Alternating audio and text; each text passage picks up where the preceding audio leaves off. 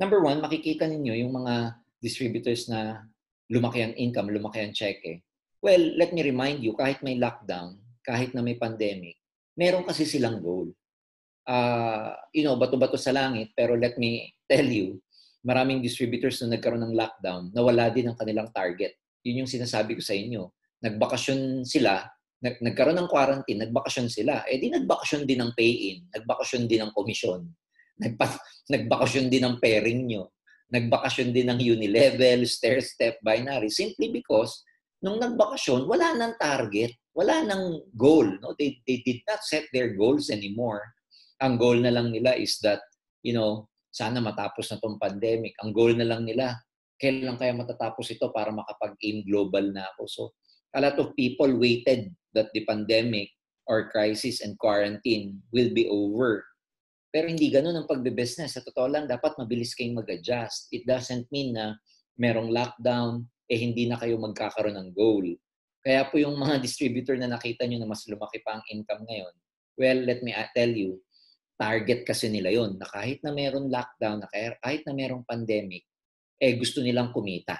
And not only that, hindi lang sila naglagay ng target. Malaki yung target na nilagay nila sa sarili nila. Because alam niyo, pagka yung target mo, whether ang limbawa, ang target mo, income, pag yung income na target mo is masyadong maliit, hindi ka na magsisipag o mag-exert ng effort. Pag masyado namang malaki, tatamarin ka kasi isipin ng mind mo, imposible. Dapat mag-set ka ng goal na katamtaman lang. Ang tawag doon, set goals big enough that you will become invested in it. Ibig sabihin, ma-attach ka, mag-invest ka ng time and effort, hindi ka ma-overwhelm, hindi ka mabibigla. So, one of the things that drive production in terms of discipline, dapat meron kayong goal. Halimbawa, walang pinagkaiba sa pag-workout or pag-gym. Hindi ka pwedeng mag-workout, hindi ka pwedeng mag-gym nang wala kang goal. Kasi kung wala kang goal, halimbawa, ba't ka nag-workout? Wala lang, gusto ko lang mag-workout. Hindi mo goal pumayat, hindi mo goal na sumeksi, hindi mo goal na mag-build ng muscle, tatamarin kang magbuhat, tatamarin kang mag-gym. Whereas kung meron kang goal, sasabihin mo sa sarili mo, well, ang goal ko kasi is to lose 10 pounds kasi lumalaki ako, bumibigat ako, baka maging problem sa akin to pagka hindi ako nag-lose ng weight. In other words, kaya sila nag-gym, kaya ako nag-gym kasi may tina-target ka. So, if you're gonna ask me bakit may mga distributors na walang production ngayong lockdown, isa lang, wala po silang target. Wala po silang goal ngayong lockdown. Kaya, ang production nila, mababa o halos zero ang production. Kasi, ang totoo niyan, pag may goal kayo, tatrabahuhin mo magsusumikap ka na hatawin kasi it's a goal. Pag wala kang target, suntok sa buwan. Kahit na ano na lang ang gawin mo, you will have a lot of time wasting your time. Wala kang gagawing activity, mas marami kang panahon matulog, mas marami kang panahon kumain, mas marami kang panahon manood ng TV kasi wala kang goal. So, one of the things that drive production is setting big goals. And not only that, no, importante yung goal mo, may kahulugan sa'yo. Mahirap naman yung, alam niyo, maraming hindi nagiging successful sa AIM kasi nagsiset sila ng goals na hindi naman mahalaga sa kanila. So, importante, mahalaga sa inyo yung goal nyo. Merong ibig sabihin, merong kahulugan. Because ang mahirap yung, gusto mong kumita ng 50,000, 100,000 per month, pero ano bang kahulugan sa'yo pag kumita ka ng 50,000? So, ang sinasabi ko dito, huwag kayong magsiset lang ng goal, huwag kayong magsiset ng target, huwag kayong mangangarap na walang ibig sabihin sa'yo, na walang kahulugan sa'yo. Dapat merong kahulugan. Kasi more than the object itself, more than the money itself, ang importante doon kung ano yung kahulugan ng perang yun sa'yo. Halimbawa, bakit gusto mong kumita ng 50,000? Well, gusto kong kumita ng 50,000 kasi pang-enroll ko sa mga anak ko sa magandang school. Gusto kong kumita ng 100,000 kasi gusto kong mag-ipon para makabili ng sasakyan. Bakit gusto mong magkaroon ng sasakyan? Para mas maging comfortable yung transportation namin. O bakit gusto mong mag-travel? Goal ko mag-travel kasi ang kahulugan sa akin ng travel is memories. In other words, pag may goal kayo, kailangan meron siyang kahulugan. Ang nagiging issue sa maraming distributors, may goal nga pero walang kahulugan sa kanila yung goal na yun. So kahit pa gaano kaganda, kalaki, kahit gaano pa ka-significant yung mga target or yung goal ninyo, if they have no meaning, if they are not meaningful for you, hindi sila makahulugan, hindi sila mahalaga, hindi sila valuable sa inyo, hindi mo rin siya panggigigilan. So, katulad ng binanggit ko kanina, isa sa mga sikat na distributors natin, si Rafi Vergara. Kasi sikat siya sa buong AIM Global or Empowered Consumerism ngayon. Kasi, this guy,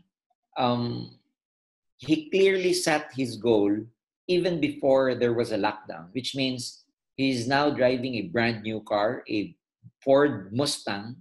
He bought cash for about 3.5 million. Now, to think that there is crisis and pandemic, how come this guy is able to buy his car? How come he did not just save his money instead of him buying his car? Why not just save his money? Because it is more important now. Well, let me tell you, you cannot question his motive because in the first place, that was his goal. It was clear to him and he knows the value of that Mustang for him. So, ibig sabihin, alam ng tao kung ano yung kahulugan ng pagkakaroon ng kulay orange na Mustang sa kanya because for him, probably, the meaning of that goal is what? Fulfillment, validation of his success. Probably it was his childhood dream to own a muscle car, which is Mustang, orange Mustang, no? So what I'm saying here is that for people who have goals and they know what those goals are for them, for people who know what's the meaning of their goals to them, hindi nyo sila, you can never simply stop these people from really working hard to get their goals because they know they put an attachment to their goals. So, wag lang kayong mangangarap ng pera. Dapat meron pong translation, yung money na yon para sa inyo. Yan ang importante dyan sa setting clear goals. So, two things to drive production. Number one, set big goals. And number two, set clear goals. Kaya kung may mga nakikita kayong maganda or malaki ang mga income nila ngayong may pandemic, ngayong merong crisis, ang dami pong nag-500,000, ang daming nagto-250,000 per month. Well, ang number one sa kanila, nag-set sila ng target, nag-set sila ng goal kahit na merong pandemic. Kahit na naka-lockdown sila, nag-set sila ng goal kaya hataw pa rin sila sa online, hataw pa rin sila sa pagpapagaling ng skills, hataw sila sa kakaaral kung paano nila ma-maximize yung FB or yung Facebook boosting. So, in other words, there are a lot of tools you can actually use para magkaroon ka ng bagong kaalaman dito sa new normal na ito. Well, sabi nga, people with big goals or people with goals succeed because they know where they are going. So, these people who were able to achieve their goals, that number one na lamang nila sa maraming mga hindi, number one na lamang nila sa mga walang goals is that yung may mga goals, alam nila kung saan sila papunta. Meron silang tinatawag na direction. So, kayo, I challenge each and every one of you, what is your direction? What is your goal? Have you set your target in terms of production, in terms of pay-ins? Have you set your goals in terms of your commission, in terms of your income? Because pag may tinatarget kayong income, may tinatarget kayong commission, matatranslate nyo to sa activity dahil doon nakasalalay kung ilan ang kakausapin mo, ilan ang i-closing mo, ilan ang prospect na lalatagan mo para mag-pay-in, para sa income. So, very important. If you're disappointed that you did not perform well for the last 2 months, ang production mo mababa, etc., hindi po kasalanan ng lockdown and pandemic yan. Let's not be victims here because the moment you keep blaming yung crisis, yung pandemic, yung lockdown, yung quarantine, ang biniblame nyo kung bakit wala kayong income sa empowered consumerism, you're in a victim mode because there are some people in our community na mas malaki pa ang kinita. So instead of them being victims, they took responsibility. They are responsible. Diba? Yung responsible na word comes from 2 words, response and able. They are able to easily adjust. They are able to adapt to this new normal. They were responsible, kaya po mas kumita pa sila ngayong may lockdown. So, let's not do the blame game here. We blame the pandemic, we blame the lockdown, then you become a victim. And when you become a victim, you never accomplish anything. All right? Number 3, sa mga active, sa mga gustong magkaroon ng malaking production, well, let me remind you, alam nyo, everyday matters. Kung gusto nyo, tumaas ang production nyo, dapat ang tingin nyo sa pang-araw-araw is napakahalaga. Hindi dapat kayo nagsasayang ng oras, araw sa pagpo-prospect, sa pagpe-present online. Hindi dapat kayo nag-aaksaya ng oras para mag-build ng network online because the new system now under the new normal is really online marketing. Mag-build ka ng network mo via online. Yun talaga yung bago ngayon. And pag hindi ka nag-adjust, ang worry ko, let me tell you, pagka hindi kayo nag-adjust, you will become obsolete one day. And when you become obsolete one day, you will wake up to a world that no longer exists. So that's why it's very important that you adopt the need to really adjust to this new condition. And the best way for you guys to really adjust to this new condition is learn how to sell online. Online selling, online marketing, online sales. Yan yung new trend ngayon. Because hindi nga makalabas ng bahay, walang transportation, bawal ang mass gathering. So saan kayo magpipresent? Online.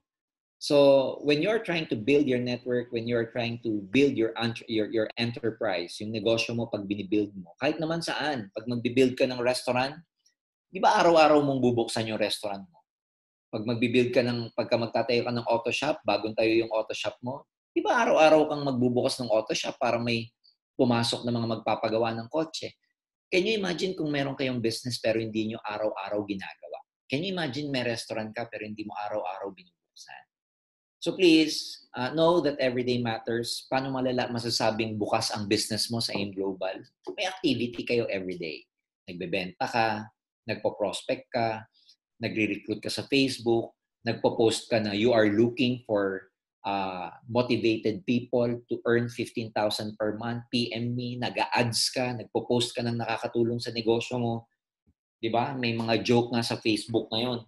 Sabi, yung isang distributor, pinost niya, bakit daw ako post ng negosyo ko sa wall ko?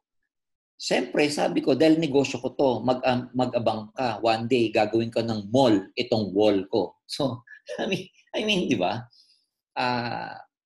Paano nyo minamaximize yung social media? Paano nyo minamaximize yung business ninyo? So, you have to appear, dapat lumabas na bukas ka araw-araw. So, para masabing bukas ka araw-araw, active ka araw-araw. Active ka online, naghanap ka ng prospect online, naghanap ka ng mabibentahan online, nag-ads ka, nagpe-Facebook ads ka, pinararamdam mo sa mga friends mo sa Facebook na, you are looking for prospects nowadays. And it's important that you have to take action daily.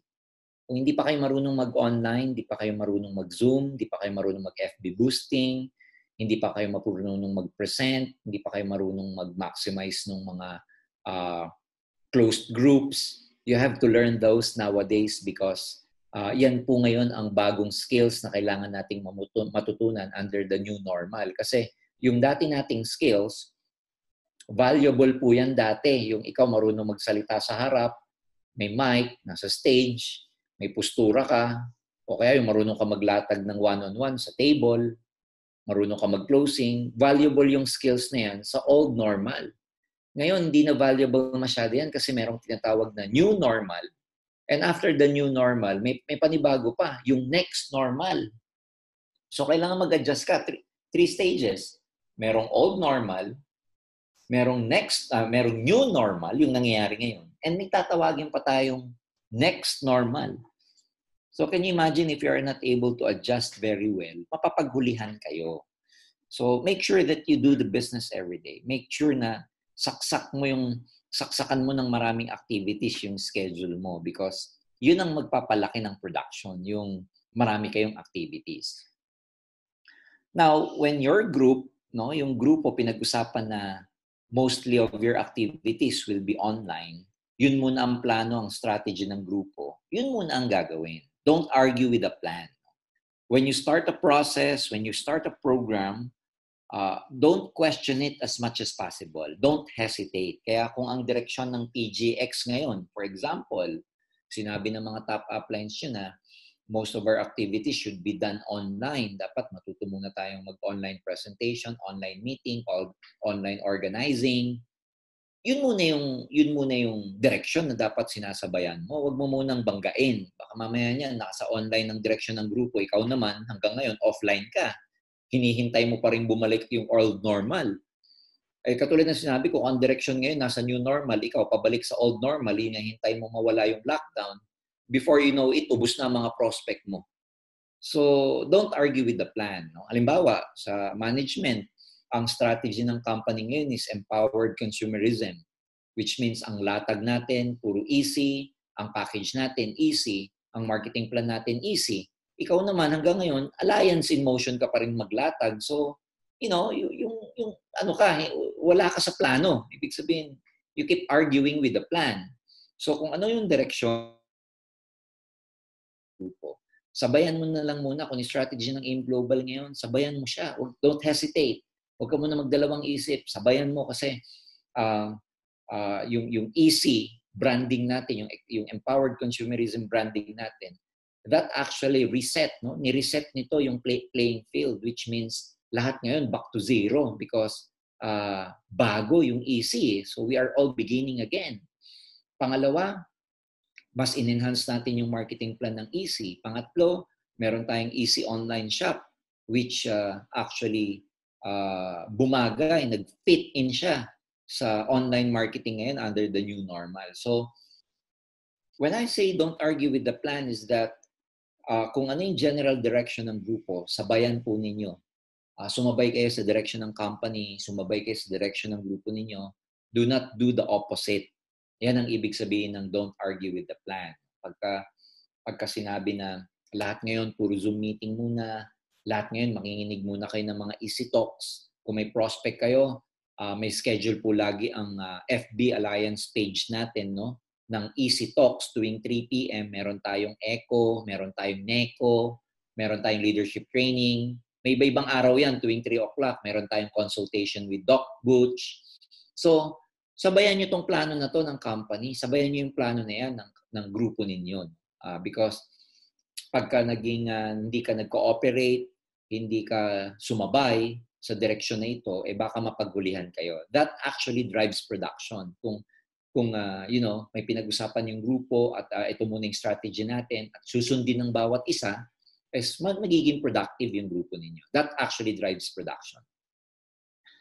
If the plan right now is about business continuity, katulad ng sinabi ko, yan yung ibig sabihin that we are creating plans and processes and systems to ensure the continuation of business, wala namang ibang paraan, walang ibang plano na maganda, walang ibang strategy, kundi online. Kaya yan muna yung gawin nating plan for each and every one of us. Just to make sure na merong business continuity kahit na merong quarantine. Because alam nyo, sa totoo lang, yung hindi matututo ng online ngayon, hindi kayo magkakaroon ng business continuity.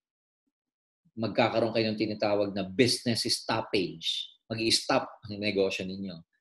So if you want business continuity, develop new skills and stick with the plan. Ang direction natin is online to make sure that there is business continuity like ang ginagawa po ng AIM Global ngayon. Tayo sa AIM, yung management, we made sure na meron kayong business continuity. Paano yun? By making sure that we have steady product supply, by making sure that our infrastructure is ready. Marami sa inyo hanggang ngayon, no? In fact, buong community ng AIM, hanggang ngayon, araw-araw ang pay-in or araw-araw ang payout natin. Marami mga companies na hindi sila makapag-payout. Ang dami-daming mga struggling enterprise, ang daming mga entrepreneurs, ang daming negosyante ngayon. Struggling sila. Nagtatanggal ng empleyado, maraming company nagsasara. Pero ang AIM Global or Empowered Consumerism, we are thriving. Continuous ang product supply natin, continuous ang daily payout natin, protected ang infrastructure natin like our IT, aggressive tayo in terms of innovation and updates. So, yung management, ibig sabihin gumagawa ng paraan para magkaroon ng tinatawag na business continuity. So para masabayan nyo to, kasi ginagawa ng management ito para sa distributors eh. Pero kung ikaw naman wala kang business continuity, sayang yung ginagawang business continuity ng management. For example, we make sure na merong produkto, pero ikaw naman, di ka naman nagbebenta, di para saan yung produkto? We made sure na merong funds for the daily payout, pero ikaw naman hindi nagpe-pay-in, hindi nagbebenta. So, para saan yung daily pay-in natin? So, ang ibig sabihin nun, kung yung company merong business continuity plan, ikaw as a leader, distributor, meron ka rin dapat business continuity plan. And don't argue with that plan. So again, if we want to prosper in this condition under the new normal, if we want to prosper, you make sure na meron tayong business continuity. And mangyayari lang yan pag you stick with a plan and marami kayong activities every day.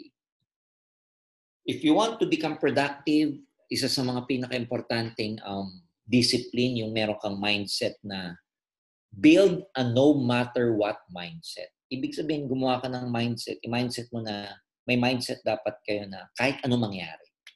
You have to create pressure for yourself. Otherwise, nothing will be done. Alam mo, kaya marami kayong makikita ng distributors na productive kasi pinipressure nila yung sarili nila. Katulad ni Rafi Vergara, bibili ako ng sakyan, hahataw ako. Meron siyang goal, pinipressure niya yung sarili niya. Sa buhay, hindi pwedeng walang pressure. Because pag wala kang pressure, wala kang maaabot, wala kang maaatim, wala kang ma-accomplish. Remember, tayo, nakuha natin yung mga grades natin sa college, graduate tayo because of pressure. Nagsisipag tayong mag-aral mabuti ng araw kasi nape-pressure tayo from our parents na, pinag-aaral tayong mabuti. Sa trabaho, kung kayo'y empleyado, bakit ka may deliverables? Because there's a pressure from your supervisor, immediate supervisor. So kahit saan mo tignan, para gumalaw ang isang bagay, kailangan merong pressure. Yung gulong. Gulong, halimbawa, pagka walang pressure, hindi tatakbo. Pagka sobra-sobra naman yung pressure ng gulong, sasabog. Pero pag under pressure, hindi naman tatakbo. Pero pagkatamtamang pressure, efficient ang gulong. So, ganun din naman sa water pressure. O pag mataas yung building, like dito sa amin, I live on the 20th floor, hindi aabot dito yung tubig kung walang water pressure. Yung pampalambot ng mga karne, no? Pressure cooker, ano ginagamit doon? Pressure. Sa kotse, para i-lift yung kotse na mabibigat, ano tawag doon? Hydraulic. Yung gas from refinery para pumunta sa gas station, mga oil, kailangan ng pressure. So what I'm saying is, you have to add up a little pressure to you para humataw. And nasa isip lagi yung kahit anong mangyari, kahit na mayroong pandemic, magpapapain ako, maglalatag ako, maghanap ako ng prospect kasi maraming nawalan ng trabaho ngayon. This is actually opportunity.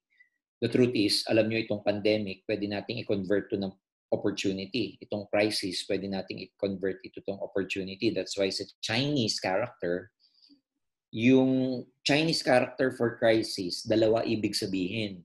Isang ibig sabihin danger, tapos isa ibig sabihin opportunity. Nasa tao kung paano niya i-turn yung crisis into danger or into opportunity. So my question to you is how you will convert this crisis into opportunity. Simple lang. Maraming taong nawalan ng trabaho, they need extra income, they need jobs, they need source of income. Latagan ng AIM Global or latagan ng EC. Maraming tao naghahanap ng pagkakakitaan, recruitin nyo para magbenta-benta. O nasa recession tayo, napakaraming tao naghahanap ng pagkakakitaan. Ibig sabihin with over ang projected 7 million na tao ang mawawalan ng trabaho. Alam niyo ba market natin yan dito sa AIM? So we can actually convert this crisis into opportunity. Kung alam niyo yung gagawin, kung meron kang tinatawag na no matter what mindset. Yan po yung sinasabi ko kanina na instead of you focusing on the things that you can control, focus tayo dun sa mga bagay na kaya nating kontrolin katulad ng galaw natin, katulad ng kilos natin, katulad ng activities natin. And ma-pressure tayo. Let's put pressure on ourselves to do things, to accomplish goals. Because, when you pressure yourself, you make things happen. Nakaka-deliver ka. Pag may pressure ka, you are able to deliver. Pag may pressure ka, you are able to accomplish. Pag wala kang pressure, ang kabaliktaran niyan, complacent ka, relaxed mode ka, tamad mode ka and everything. So let's put pressure on ourselves to be productive. Ito, gustong-gusto ko tong example na to. Sabi sa Africa, it's an African proverb, sabi every morning in Africa, a gazelle wakes up. It knows it must run faster than the fastest lion or it will be killed. But every morning a lion wakes up, it knows it must outrun the slowest gazelle or it will starve to death. It doesn't matter whether you are a lion or a gazelle. When the sun comes up, you had better be running. So, ang galing yan. Gustong-gusto ko yan because, ang sabi dyan, ang itinuturo dyan is that kahit saan ka pa sa buhay, halimbawa, yung mga gazelle pag gumising sa Africa, naka-mindset yun na paggising niya, dapat mas mabilis siyang tumakbo kaysa sa leon. Pero yung leon, nag-iisip din na paggising niya, kailangan mas mabilis siya doon sa gazelle. Kundi, magugutom siya. But ang lesson doon, whether gazelle or lion ka, pag sumikat ang araw, dapat tumatakbo ka na. So, ganun din sa buhay. No? Whether you're a big distributor, starting distributor, you're an old leader, a small leader, or just starting in the business, when the daytime comes, when the time for you to do the business is there, dapat humahataw na tayo. Whether you're old, new, humahataw na tayo. Ayan. Another thing, okay, gawa kayo ng daily routine. Gawa kayo ng schedule nyo araw-araw. Hindi pwedeng wala kayong schedule sa araw-araw. Gawa kayo ng routine na magiging normal na at automatic na sa inyo. Yung ibang tipong paggising mo sa umaga, ano yung routine mo sa bahay? Paggising mo, kain. Pagkatas kumain, maglinis ang bahay. Pagkatas maglinis ng bahay, mag-follow up. 10 o'clock in the morning hanggang 12, follow up. Pagdating ng 12, kain. Pagdating ng alauna, dapat naglalatag na kayo sa mga prospect nyo, whether personal na latag yan or latag yan sa grupo, meeting, or group presentation yan, o kaya closing mo sa Zoom meeting ng downline mo. Dapat meron kayong routine hanggang hapon. Pagdating naman ng hapon, break time ka ng konti, kape. Pagdating ng probably 6 o'clock, tawag kay upline, hingi ng update and everything. Pagdating sa gabi, hanap ng prospect para sa presentation mo the following day. And then pagdating ng 10 o'clock ng gabi, panahon na para mag-TV, maglaro and everything. Tas bukas ulit. In other words, ang mga taong may production, meron silang sinusunod na routine araw-araw. So ang challenge ko sa inyo is that ano yung routine nyo araw-araw? Halimbawa, ang mga bata magaling dyan sa routine. Yung mga anak natin, lalo na yung mga nasa elementary, high school, alam na nila yung routine nila. Paggising nila ng alas 5 ng umaga, ang routine yan, punta sa banyo, maliligo. Pagkatapos maligo, kakain. Pagkatapos kumain, magsusuot ng uniform. Pagkatapos magsuot ng uniform, magtututbrush. Tapos maghihintay ng school bus. Pagdating sa school, alam na nila yung gagawin nila. Bago pumasok, may flag ceremony. Tapos papasok, magpipray. Alam na nila yung schedule nila ng 8 to 9 Filipino, 9 to 10 English, 10 to 11 or 10-15 break time. Hanggang hapon, hanggang 3, 3:30, 4 o'clock in the afternoon. Meron silang routine. Tapos bukas ulit. Sa atin, bilang network marketers, what are your routine every day, lalong-lalo na sa online?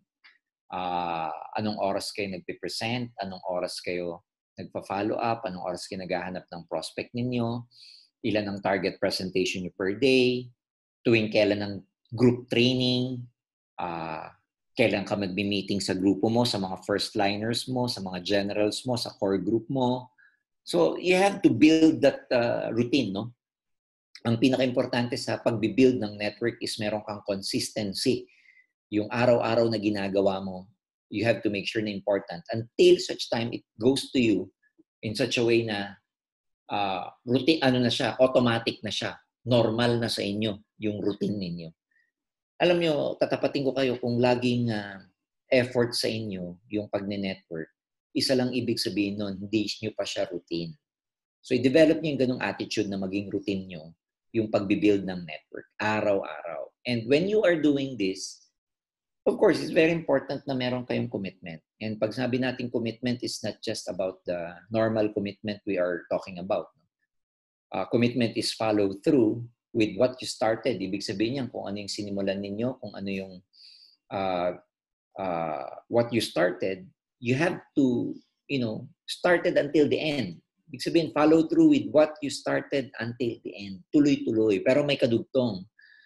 And do it well. Total, nandito na tayo, di galingan na natin. Yun yung sinasabi ko sa training ko ng isang araw, do not merely exist. You have to do your best every day. You do it well. Total, nandito ka na, husayan na natin. And ang mga taong productive, ang mga taong may discipline, they never stop until they produce. They never stop until they deliver. They never stop until they get their results. And they do it well. Ibig sabihin, ginagalingan nila, nilalabas nila yung best nila. Kasi may mga distributors na ang sasabihin, I'll do whatever it takes. Gagawin ko lahat-lahat. Pero hindi naman nila ginagalingan, hindi naman nila hinuhusayan. So for me, total nandito ka na, husayan mo na, galingan mo na. Total, nahihirapan din naman tayo, di galingan mo na. So, more than ever, now that we have this new normal, new condition, this is new to everyone. No one anticipated this. We never know how to act. We never know how to respond initially to this kind of condition. But humans as we are, we have to learn how to adapt. We have to learn how to adjust to this new normal. And the best way for us to be able to adjust to this new normal is, of course, learning new skills. When you are learning new skills, kailangan yung commitment mo nandun. Ibig sabihin, pag tinuturuan mo yung sarili mong mag-online, huwag kayong magsasawa hanggat di kayo natututo. Huwag kang mag-give up hanggang hindi ka matututo, because marami ding mga old school networkers na hindi ako techie, hindi talaga ako marunong dyan, mahina ang kukote ko talaga sa gadget, sa internet o sa online. Well, pag naka-condition yung brain mo na ganun, let me tell you, hindi ka talaga matututo. Okay? Hindi ka makakapag-adjust sa new normal na to, and mapapagulihan ka sa mga pangyayari. Pero kung matututo ka na mas maaga ng online skills, isa ka sa mga unang-unang makikinabang na tao sa mga nangyayaring ito. Because katulad niya, nababasa to ng marami sa inyo, even the government is looking nowadays into taxing possible, into putting tax to online selling. Why? Kasi nakita nila ang laki ng revenue na nakikreate sa online. Ang laki ng revenue na nakikreate sa online selling. So, ibig sabihin, merong opportunity sa online selling, sa online community. So kung hindi ka magiging part nito dahil wala kang commitment to learn, hindi ako marunong, mahina ako sa ganyan, etc. Hihintayin ko na lang yung seminar, hihintayin ko na lang dumating uli yung old normal. Mga kaibigan, hanggat hindi pa nakakahanap ng vaccine, hanggat hindi na de-develop fully yung antibody for this COVID-19, hindi tayo magkakaroon ng mass gathering. So kung ang pangarap mo, hahataw ka, kung kailan may seminar na, mapaghuhulihan na po kayo. So, make a commitment to learn online skills. Ano yung mga skills na yun? Online presentation, online prospecting, online follow-up, online meetings, online closing, online selling, online ABC rule, online training, online building, puro online lahat ngayon. Kung hindi kayo marunong, be able to get a mentor for that, and practice and practice and practice until it becomes a part of you and it becomes normal to you. Yun ang ibig sabihin ng commitment in terms of discipline.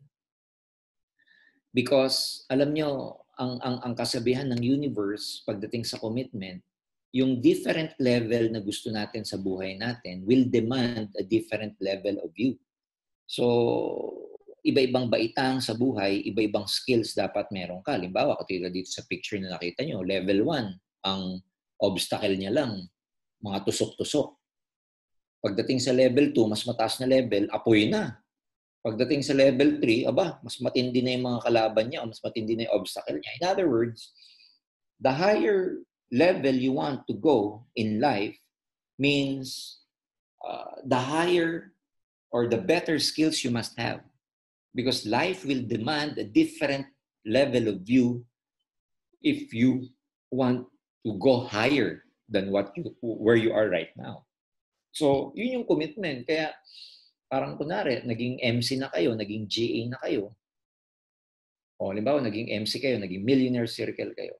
You've earned your first million. Kung gusto nyo kitain yung second, third, fourth million ninyo, it will demand a different level of you.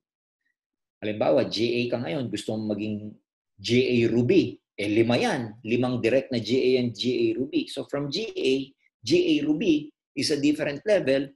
Yung different level na yun ng pagiging Ruby will demand a different level of you. Dapat mas magaling ka, mas masipag ka, mas marami kang skills, mas may commitment ka, mas ready ka, mas mentally prepared ka. Alam mo yun, mas meron kang ability for that kind of level. So, yun yung kasabihan that every next level of your life will demand a different level of you. So, marami sa atin, madali lang tayong mangarap, madali lang nating mithiin itong bagay na to, itong mas mataas na bagay na ganito. Pero ang question is, nagle-level up ka ba? That's the main question about this. You have to level up, okay? Because, again, life will demand a different level of you if you want to go higher. All right?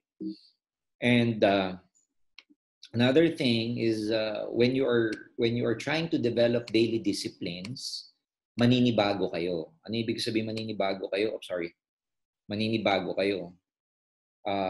Magkakaroon ng transformation. Your body and your brain will do everything it can to resist change and growth. So when you are developing your discipline, maraming temptation eh. Yung katawan mo, i-resist niyan yung change. Yung brain mo, tatamarin ka, mas gugustuhin mo na lang matulog, mas gugustuhin mo na lang. Kasi nakadesign ng brain for comfort, for pleasure. Kaya pag may bago kayong ginagawang habit, katulad nitong daily discipline na sinasabi ko, maninibago yung katawan, maninibago yung utak ninyo. But ang important dito sa number 8 na to is that meron kang awareness na itong transformation na to is nangyayari for improvement. Kaya pagka tinatamad kayo, pagka, naghahanap ka ng excuses, ng dahilan, you just have to be aware that this is part of your transformation. Sabi mo sarili mo, part ito ng transformation ko, kaya nagre-resist yung katawan ko, kailangan labanan ko siya. So, understand the transformation process because, again, it doesn't happen overnight. Kung dati, medyo hindi ka mahataw, medyo hindi ka madaming activity, biglang ngayon after this training, dadami yung activity mo, dadami yung kausap mo, makakaramdam ka ng konting discomfort, maninibago ka. Andyan yung matetempt kang bumalik na lang dun sa konti ang kausap, nandyan yung babalik ka dun sa di ka na lang umahataw kasi nga, nire-resist ni brain at ni body yung transformation na ito because again, the brain is designed for pleasure. No? Ang hanapin ng katawan, pleasure, ang hanapin ng isip yung madali. Okay? Kaya nga mas maraming nagko-quit because hindi nila naintindihan, hindi nila na-absorb yung transformation process na tinatawag. So, there will be a lot of adjustment on your part, but more importantly, you have to adjust mentally and physically. And pagdating sa emotions, of course, sabi ko dapat maging tough ka mentally and physically, maging ready ka mentally and physically. But not only mental and physical, also emotional, no? Yung feelings. Pag tinatamad kayo, pag kayo feeling stressed, you're feeling alone, you're feeling tired, you have to go above these feelings. Malabanan mo siya. Ibig sabihin, yung pagiging malungkot, mag-isa, yung struggle, yung sacrifice, yung discouragement, yung depression, anxiety, yung worry, malagpasan nyo, mataasan mo siya. In other words, hindi ka madala ng mga pakiramdam na to. Rather, ikaw nagdadala ka niya. So you go above those feelings where you will never be stopped, you will never be discouraged, hindi kayo panghihinaan pagka kayo'y may mga pinagdadaan ng challenges. And that means going above the feelings, yung hindi kayo nagpapadala sa struggle, sa obstacles ninyo. Because the truth is, for all you know, minsan, yung mga struggles natin, dinadala tayo dyan because sometimes when you're in the dark, or when you're in a dark place, you think you've been buried, but the truth is you've actually been planted. So minsan, ang buhay, mysterious siya. No? Minsan, akala natin tayo ay nilagay sa kadiliman, wala na tayong pag-asa, para tayong binuhusan. But the truth is, kaya pala tayo nasa dark, kaya pala tayo, nag-iisa kasi hindi natin alam na itinanim pala tayo for something better. So, you just have to go above the feelings. No? Kailangan malagpasan mo yung struggle na ganito, malagpasan mo yung feelings na ganito because again, naka-design naman lahat ng mga challenges, obstacles to make us better. So, when you are trying to, when you're struggling, when you're experiencing those sacrifices, discouragement, worries, and anxieties, it's important that you go above the feelings and you tell yourself that you'll be able to overcome this very soon and that you're just being planted for something better and you're looking forward for a wonderful future. So, yun yung mga mindset na nagagamit toward success, no?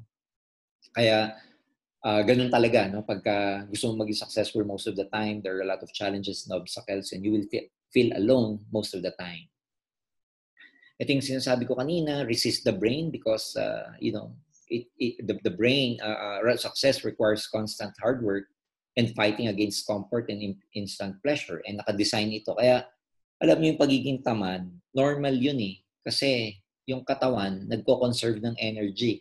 Kung saan siya mas makakapag-conserve ng energy, nasa ganung mode lagi siya. And ano yung mga makakapag-conserve ng energy ang katawan? Nakaupo, walang ginagawa, just lie around, yung hindi ka umahataw. So, i-resist mo yung brain mo. I-resist mo yung temptation ng brain mo na magpahinga.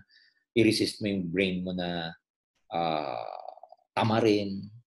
Ang kailangan nating gawin is that, maintindihan is that yung number 11, magkadugtong to eh, kaya nga number 10 and 11. Yung kahit na meron siyang hard work dito sa part na to, di ba? Yung success requires hard work. You have to understand that kailangan ma-attach mo sa hard work na to yung pleasure. Yung gustuhin mo yung ginagawa mo. Masaya ka sa gusto mo. Yung kahit nahihirapan ka, kahit na-experience ka ng pain, may pleasure yung pain na yon. Ano ibig ko sabihin ko? Manood kayo ng mga weightlifters, manood kayo ng mga nag-gym. Yung mga malakit katawan, yung hataw magbuhat. Magugulat kayo, alam nyo, sa pag-gym, sa pagbubuhat, ang sakit po sa muscles niyan. Ako, ang weakness ko, legs, no? Ang hirap palakihin ng legs. And pagkatapos ng workout ng legs, ang ano niya, ang sakit niya. Pero magugulat kayo sa mga nag-workout or sa mga weightlifters. Kahit na masakit, pero bakit ginagawa pa rin nila? Kahit na nasasaktan yung muscle, yung chest, kahit na hinahabol nila yung hingal nila, kahit para na silang magko-collapse sa kulang ng oxygen, nahihilo na nagdidilim na yung paningin, ang sakit ng katawan, bakit nila tinutuloy pa rin? Because they find pleasure in pain. They find pleasure in hard work. So, yun dapat yung attitude na meron ka para maging productive ka. Yung you find pleasure in presentation, you find pleasure in invitation, you find pleasure on kahit nadi-discourage ka, okay lang sa'yo. You find pleasure in building the network. Yung bang pleasurable sa'yo, yung pag-network, hindi yung pag-gising mo sa umaga, sasabihin mo, re-recruit na naman, o kaya ang bigat-bigat sa loob mo na nagpe-present, ang bigat sa loob mong ginagawa yung business. I'm telling you, kung ang gusto mo dito pera lang, tapos hindi ka nag-e-enjoy, I'm telling you, you will never become successful. Kasi ang sikreto dito para kumita, dapat masaya ka.